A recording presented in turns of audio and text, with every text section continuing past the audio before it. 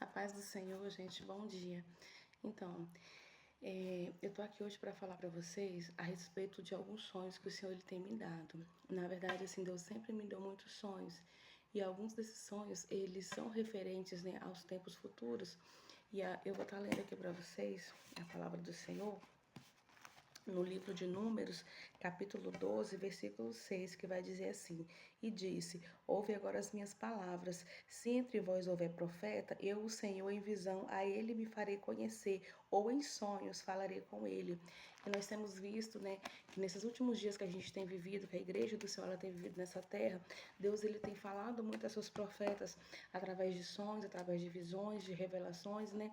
E o Senhor ele depois da pandemia, ele me deu um sonho, mostrando, falando para mim que dias difíceis iriam acontecer.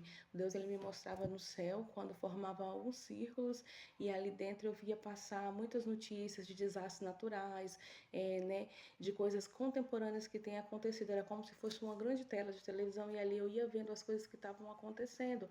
E ali Deus me dava o discernimento que eu virava para o meu esposo no sonho e falava assim: a gente tem que se preparar porque o Senhor ele nos revela que nós viveremos tempos difíceis. E acerca disso, meus irmãos, a gente ora, né? A gente também não pode parar, a gente tem a nossa vida contemporânea. E há um certo tempo também, Deus ele me deu um sonho acerca do arrebatamento. Esse sonho assim marcou muito para mim porque nós cremos, né, no arrebatamento da igreja. Nós cremos que a igreja do Senhor ela não vai permanecer durante o período de tribulação. Nós cremos que quando a gente ouvir aí falar acerca, né, do tratado de paz, né, vai ser a igreja ela vai ser tirada da terra. Enquanto a igreja estiver no céu com as botas do Cordeiro, aqui na terra vai estar acontecendo 7 anos de tribulação. Quando Jesus ele vier lá na batalha do Armagedon, a igreja vai vir com ele, porque em Apocalipse 19 fala, né, que a noiva já está pronta para o casamento do Cordeiro, né? Então, assim, em Apocalipse ali revela para nós que o casamento do Cordeiro com a sua esposa, com a igreja, já vai ter acontecido quando Jesus ele vence o anticristo, o falso profeta, a gente entra no milênio com o Senhor. Mas nesse sonho, irmãos, era um culto que estava acontecendo, era um culto ao ar livre, em uma área, em um lugar alto, como se fosse assim, sobre um monte. Você sobe uma estrada e lá em cima assim estava acontecendo aquele culto. Tinha muitas pessoas naquele culto, o culto estava lotado.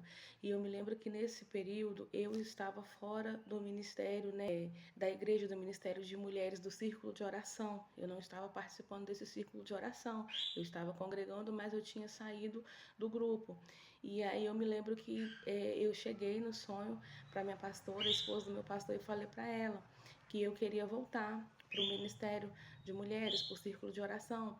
Aí ela falou para mim assim no sonho: olha, Kate, não é que eu não quero que você volte, mas vê se você acha um lugar para você sentar, porque estava cheio, tinha muita gente, não tinha cadeira vazia mais ali entre as irmãs, nem mesmo nos outros locais da igreja não tinha cadeira vazia.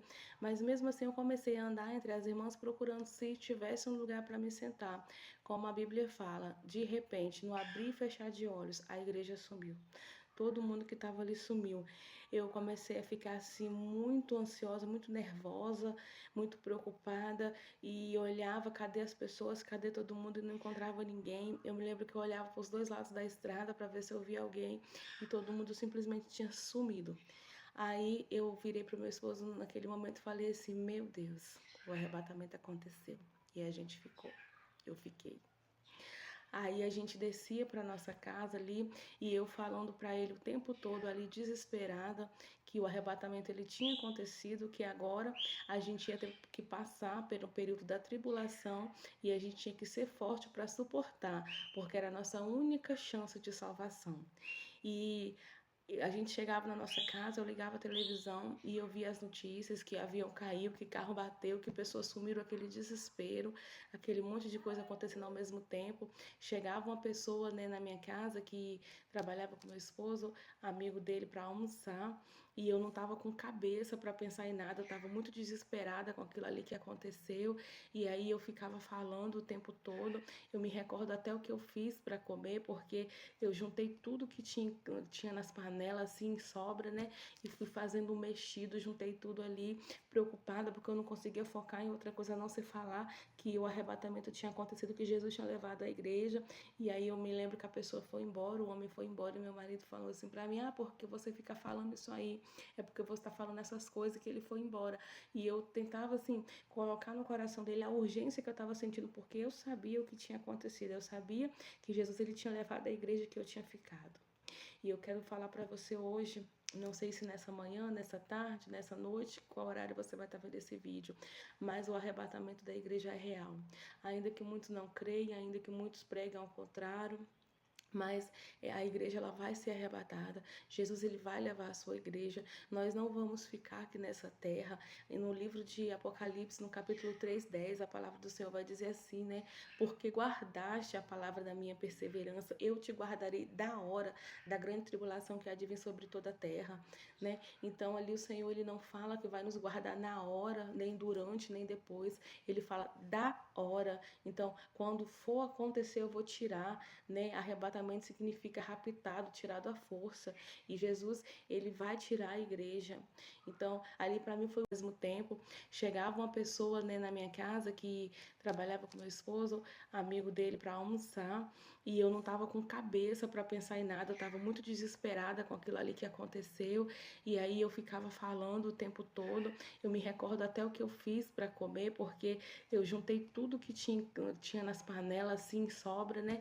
E fui fazendo um mexido, juntei tudo ali, preocupada, porque eu não conseguia focar em outra coisa, a não se falar que o arrebatamento tinha acontecido, que Jesus tinha levado à igreja. E aí eu me lembro que a pessoa foi embora, o homem foi embora, e meu marido falou assim para mim: ah, porque você fica falando isso aí? É porque você está falando essas coisas que ele foi embora.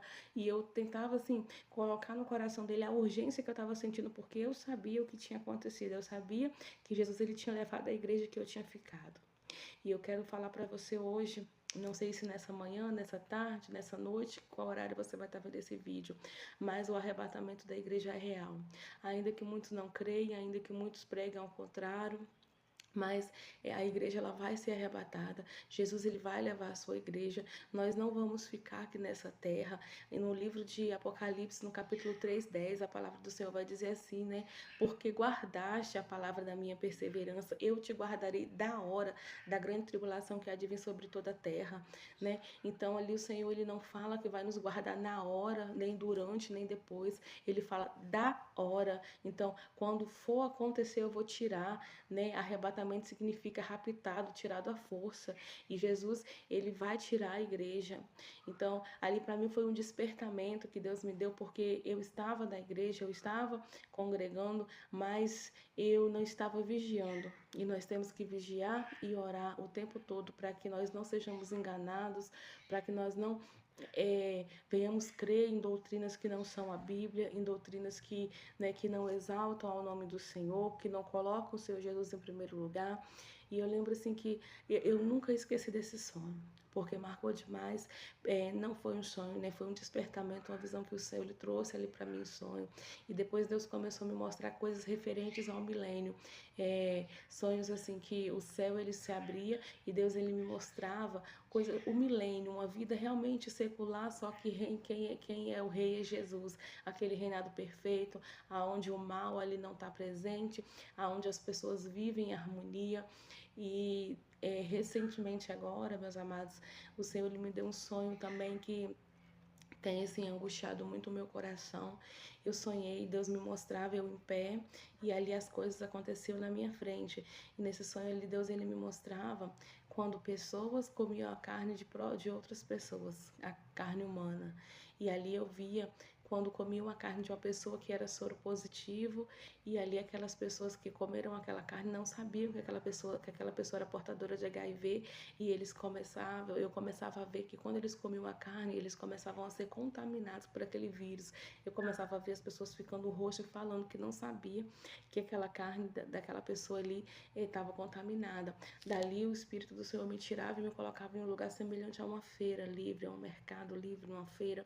E ali eu via um homem falando que vendia todo tipo de coisa imunda, coisa de imundície, de coisa podre, de coisa estragada, até mesmo carne humana. E ali eu vi uma panela e uma pessoa mexendo naquela panela com a carne, uma carne moída, assim, e me dava ânsia de vômito, me dava muito nojo, me dava vontade de vomitar, porque eu sabia que aquela carne era de gente. E ali eu acordei e fiquei falando com o Senhor e tentando discernir aquele sonho, tentando entender o porquê que Deus ele me mostrou aquilo ali, tudo aquilo. E ali Deus, ele, meu Espírito Santo, né, ele trouxe o discernimento ao meu coração. O Senhor, ele tem olhado para a terra e ele não tem se agradado com o que ele tem visto. As coisas que Deus, ele tem visto acontecer nessa terra tem embrulhado o estômago do Senhor. Deus, ele está a ponto de vomitar de tanto nojo das coisas que ele tem visto. É tempo da gente se despertar, é tempo da gente ser diferente, é tempo da gente santificar a nossa vida, santificar a nossa carne, santificar tudo aquilo que a gente faz, porque o Senhor, ele está enojado pelas coisas que ele tem visto, e o Senhor Jesus, ele breve vem buscar a sua igreja, mas o Senhor, ele vem buscar um povo lavado, um povo remido pelo sangue de Jesus, e nós, quanto igreja, temos que ter posição, nós precisamos ser diferentes, nós precisamos pregar a verdade do Senhor, aquilo que Deus, ele tem colocado nos nossos corações, a gente tem que entregar. Então, eu tô aqui hoje para poder compartilhar esse testemunho com vocês, esse sonho com vocês, porque foi algo muito forte. Algo que para mim foi muito forte. Imagina para Deus que é santo. Imagina para o Senhor que não tem pecado, que tem nojo do pecado. Deus, ele olhar para a terra e ele vê tudo isso. Deus, ele olhar para dentro de nós e ele vê que nós não, talvez não estamos com o coração puro. Talvez nós estamos falando da boca para fora e não é isso que o Senhor quer de nós, porque a palavra diz que não é o que entra pela boca que contamina o homem, mas sim o que sai, porque o que sai vem do seu coração. Então é tempo de santidade, da gente se santificar, da gente orar, da gente jejuar, da gente ter particular com Deus, com o Espírito Santo e falar: Senhor, eis-me aqui, Senhor, eis-me aqui, Jesus. Tira de mim, Senhor, tudo aquilo que tem me tirado de Ti, Senhor. Tudo aquilo que tem me afastado, Senhor, de Ti. Espírito Santo, quebrando o meu coração. Espírito Santo, me ensina. Espírito Santo, me instrui. Como eu posso melhorar. Então, que Deus, ele abençoe sua vida, que Deus, ele abençoe sua casa, que Deus, ele abençoe sua semana. Em nome do Senhor Jesus Cristo, fiquem na paz do Senhor.